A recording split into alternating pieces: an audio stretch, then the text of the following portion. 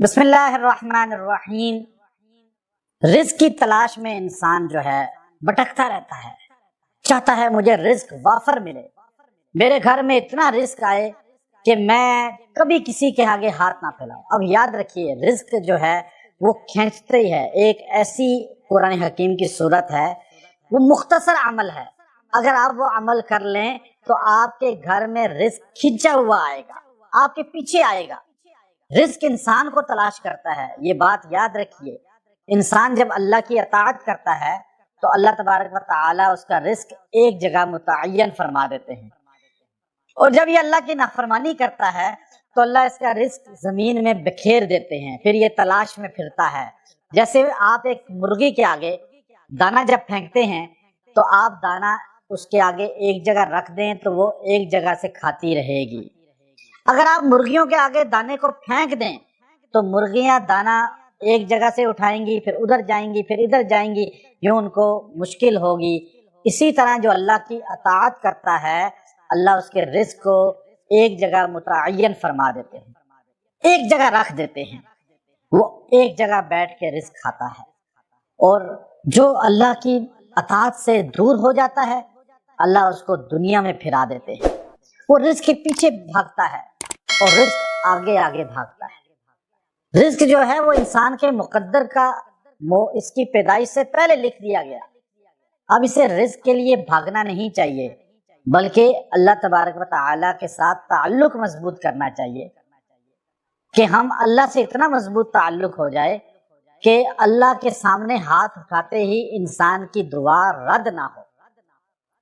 اب آپ چاہتے ہیں کہ آپ کے گھر میں فاقہ نہ آئے اور دولت، پیسہ آپ کے پاس، ضرورت کی تمام چیزیں خود بخود پہنچیں، تو آپ صلی اللہ علیہ وسلم کا ایک مضبوط عمل ہے جو اکثر صحابہ کرام رضوان اللہ علیہم اجمعین کیا کرتے تھے، اور اکابر اس وظیفے کو عام بتلاتے ہیں کہ سورہ اخلاص حضور علیہ الصلوۃ والسلام کا ایک بہت ہی مجرب نسخہ ہے۔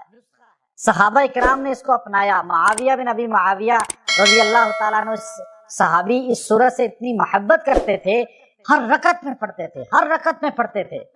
آپ صلی اللہ علیہ وسلم نے فرمایا اتنی محبت سورہ اخلاص سے، کہا اللہ کی توحید ہے اس کے اندر، اللہ کا تعارف ہے۔ اور جب انتقال ہوا تو فرشتوں نے آپ کی ڈیڈ باڈی کو، نبی علیہ السلام سفر میں تھے، سامنے لا کے رکھ دیا کہ آپ اپنے صحابی کی جنازے کی نماز پڑھ لیں۔ یہ جنازہ کیوں اٹھا کے لایا فرشتوں نے میرے سامنے؟ کہ اکرام کیا اس صحابی کا کہ وہ سورہ اخلاص سے محبت کرتے تھے، اور سورہ اخلاص سے فرشتے بھی محبت کرتے ہیں۔ اب وہ سورہ اخلاص کا مجرب طریقہ کیا ہے؟ مرد ہے یا عورت ہے، چھوٹا ہے یا بڑا ہے، آپ یہ سب کو یاد کرائیں۔ جب وہ گھر میں داخل ہوں تو گھر میں داخل ہو کر 10 مرتبہ قل هو اللہ احد پڑھ لیا کریں۔ اس کے بعد السلام علیکم ورحمۃ اللہ گھر میں داخل اندر آ کے کہیں۔ جب بھی گھر سے باہر جائیں، واپس آ کر یہ عمل کریں، چاہے دن میں 3 مرتبہ باہر جاتے ہیں، 5 مرتبہ جاتے ہیں یا 1 مرتبہ جاتے ہیں، آپ واپسی پر یہی عمل کیا کریں۔ سورہ اخلاص 10 مرتبہ پڑھیں، اس کے بعد زور سے کہیں السلام علیکم ورحمۃ اللہ وبرکاتہ۔